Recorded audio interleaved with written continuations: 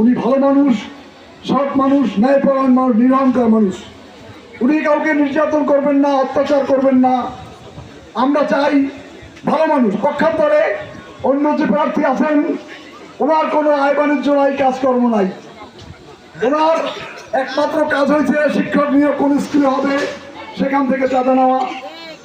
মন্ত্রী সাহেবের টিয়ার কোথায় যাবে, সেই টিয়ারের বিভিন্ন ইউনিয়নে ওনার 3-4 জন লোক আছে, তাদেরকে দিয়ে সেই টিয়ার বিক্রি করে কোনো কাজ না করে তার একটা বড় অংশ নিয়ে যাওয়া।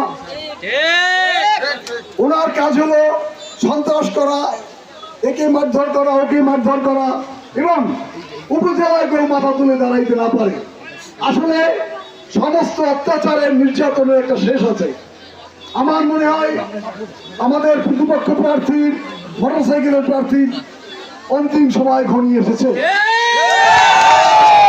এই নির্বাচনের মাধ্যমে আমরা তার অত্যাচার, নির্যাতন চিরতরে বন্ধ করবো ইনশাল্লাহ।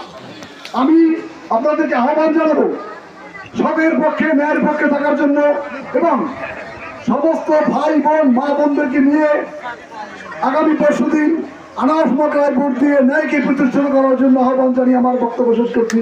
জয় বাংলা, জয় বাংলা।